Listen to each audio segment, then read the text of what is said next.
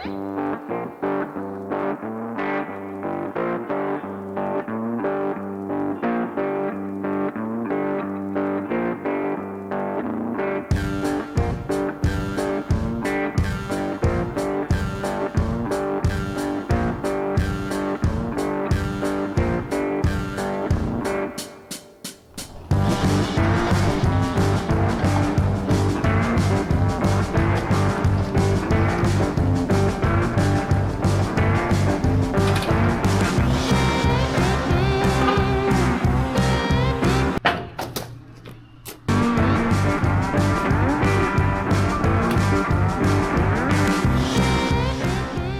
everybody, Kyle here with Spicer Designs. And what you're looking at right here, that's a pallet of cinder block, in case you didn't know. Today is Monday, June 17th, 2024, and it is 90 degrees right now. Now, if you caught our last video, it was one of our Hillbilly live streams. We announced the winners of the 2 giveaway machine hats and the Milwaukee Packout Tumbler with the machine logo on it. So both of the hats were claimed, but I still have not heard anything from Vintage Speed. So Vintage Speed, if you're watching this video, you won the Milwaukee Tumbler. So please email me right there so I can get that thing sent out to you.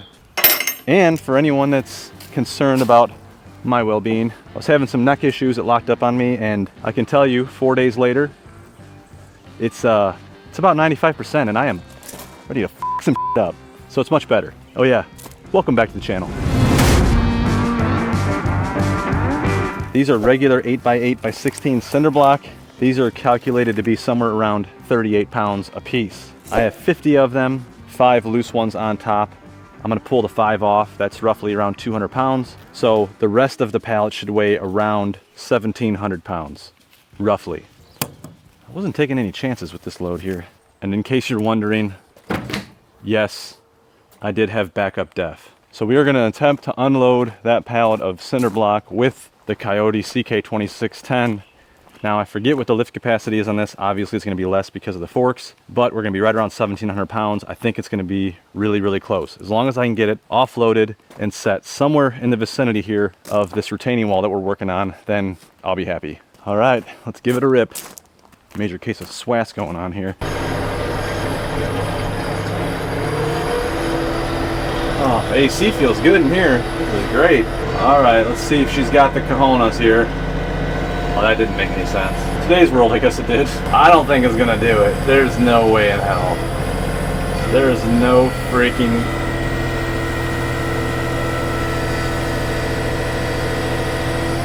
Oh, it wants to so bad. All right, we're just gonna drop some off this backside here. Maybe 10 of them? I don't freaking know. Hey. So that is 400 pounds we drop. Oh, damn. Might as well just drop these. 400, 520-ish pounds. We'll call it 500 pounds. Okay, that's much better. I'm gonna curl it all the way.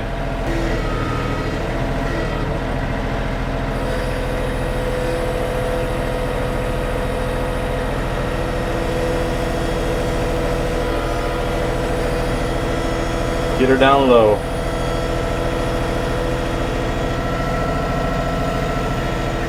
Okay, still is letting me curl too, so that's great. We dropped 500 pounds, so this is 1,200-ish pounds with the forks, so that's not bad.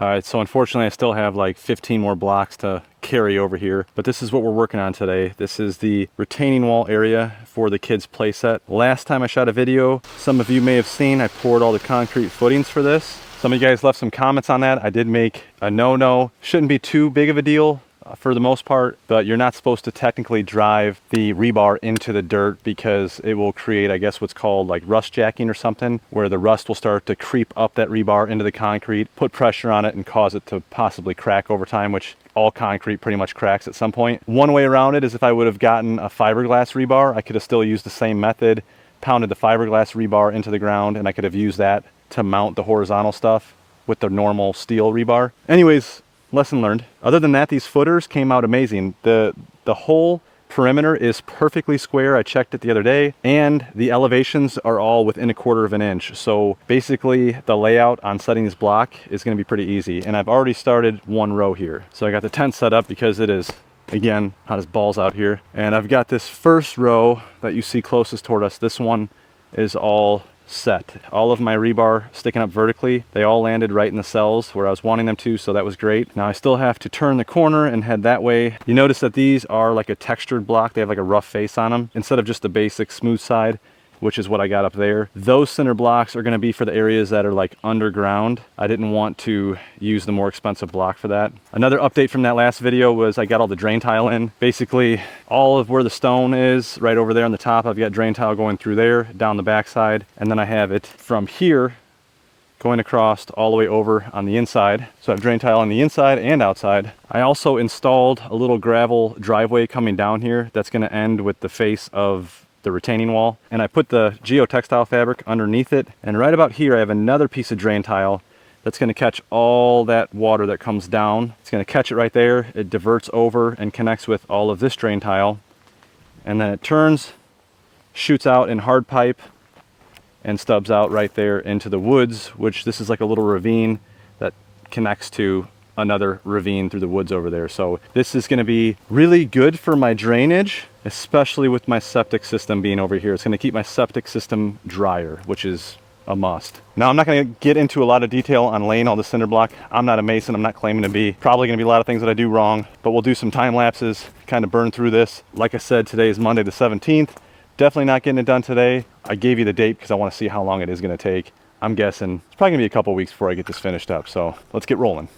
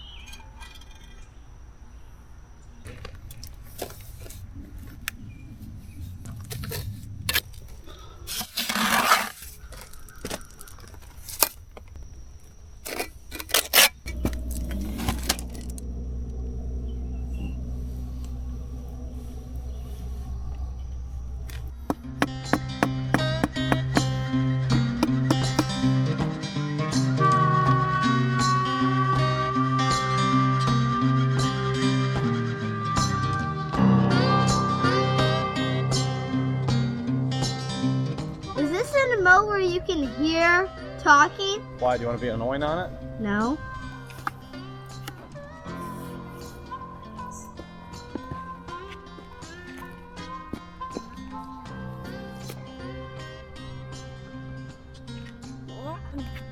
Grab another one. It's $5 a scoop. Put it on there. Go get another one. When you lay it there, just kind of slide it. Now push down off the edge, kind of like this. Watch. Like this. Kind of get it on the left side like that. It's on the left side. Then come over here and lay it, and then take the edge of it and go like that. Okay? Try it.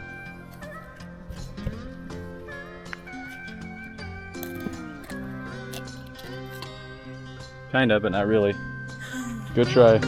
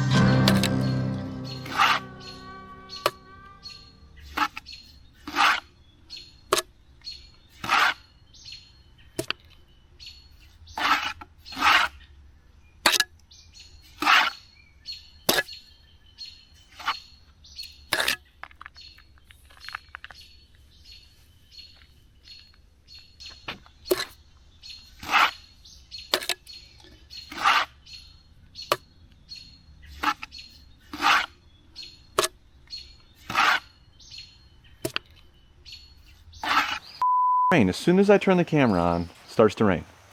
All right, today is the last day of laying cinder block on the kids' playset retaining wall area, which we'll go over my future plans, long-term plans with this area toward the end of the video.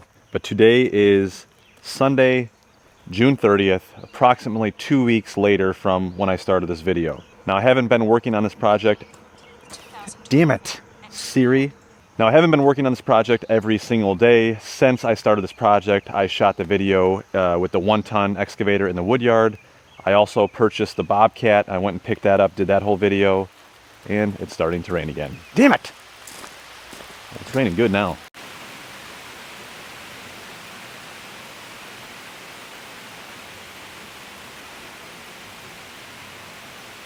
Okay, the rain's done now. It's nice and sunny. So speaking of the Bobcat, I think that's where I left off.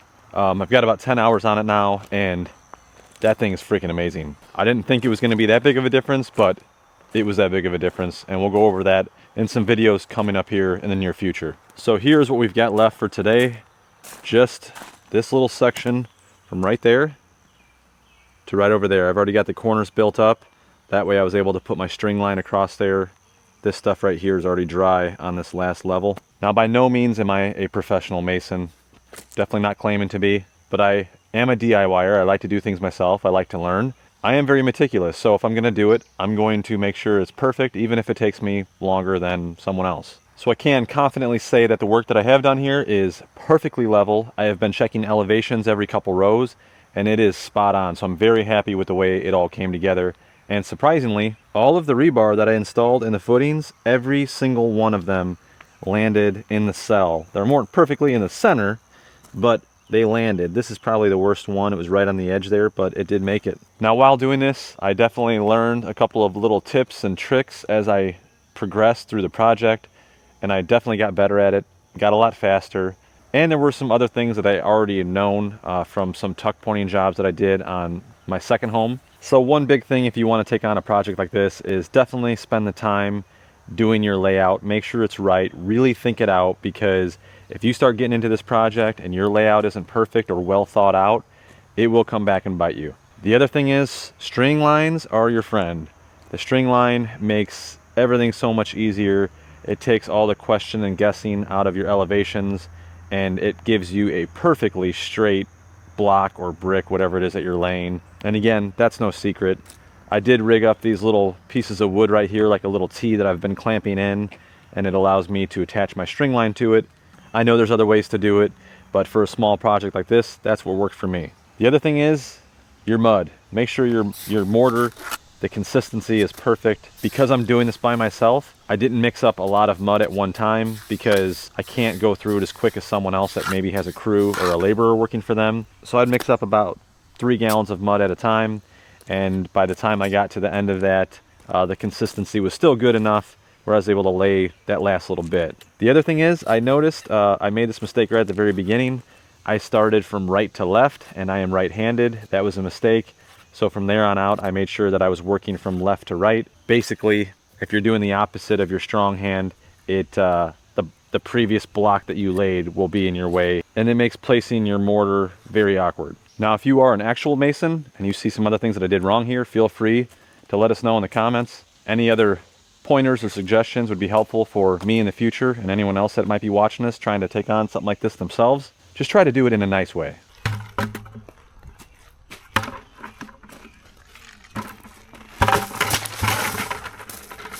Damn it! Hope nobody saw that.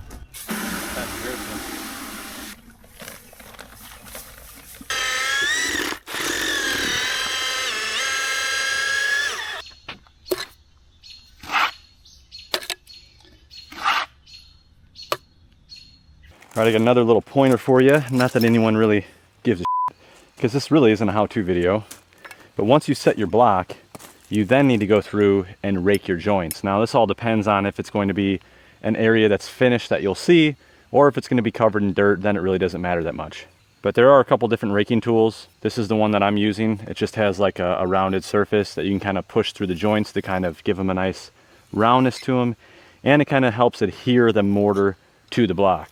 And then you have one of these joint tools. You can get them in different thicknesses. This is a 1/4 inch thick. And you can kind of use this and you can kind of push mud off into the joints if you need more mud in the joints. And again, help it adhere to the block. But the pointer is, you don't want to do it too early while that mud is nice and slimy, because what it'll do is it'll smear onto your finished block surface, and it's kind of like the slurry in concrete. It's kind of hard to get off. But if you let it set up for a little bit, then when you come through, it just kind of falls right off. It's still workable, but it'll fall right off, and that little bit of slurry won't get onto your finished surface. It just makes for a cleaner joint. So now that I have about 10 blocks or so in, I ran out of mud. I'm gonna come through here and just clean up these joints, even though a lot of this is gonna be buried. I need one of those damn head cams everyone's got. The one thing I don't have.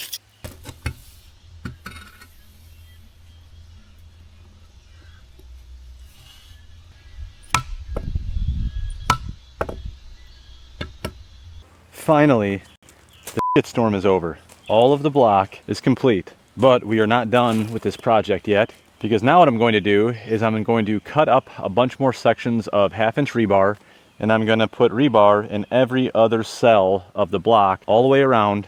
And then I'm going to fill every single cell with concrete, which you're watching right now, just to add a little extra strength, or a lot of extra strength, because if I'm going to do it, now's the time. And I do have big plans for this whole foundation setup long term. So the concrete's just a little extra insurance that this thing is going to be beefy, which you know I like. But overall, I'm very happy with the way this turned out. And you can really see this project starting to come together now, which is a massive relief.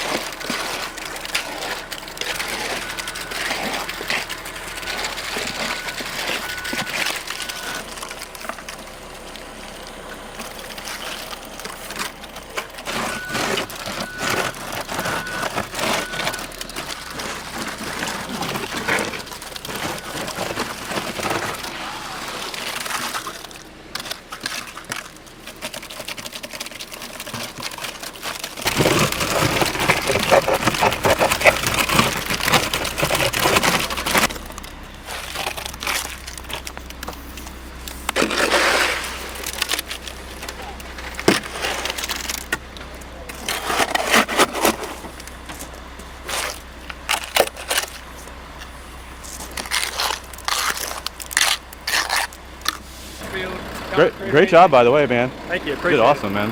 I don't know. I mean, we could really dump it wherever if you want to get rid of it. Oh, you're gonna be writing a check today. He told me to ask. If he could bill me, because I got to freaking try to clean this up and put rebar in all those. Yeah. So send the bill then. Yeah, if you don't mind. He did it with the stone. Yeah, that'll work.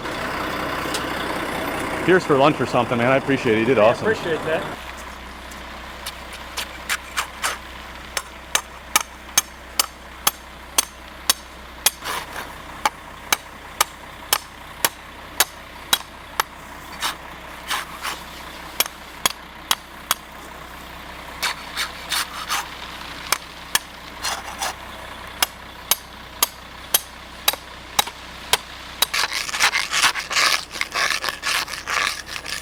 I just want to get this shit off the face before it freaking dries. Don't play in that concrete. Don't let Dozer get in that concrete. Oh boy. Well, if you guys are waiting on me, I'm unavailable, so do what you got to do. You would think I would have learned my lesson the first time trying to do this by myself, but it shows you how stubborn I am. This was not as bad. Hey, are you getting lunch? No. Let's see if you can give me... You getting hot dogs? Give me a foot long. You know what I'm talking about. No. Oh, whatever. Are you gonna sit here and watch me? No, packing this. Oh, I want to come give you a kiss.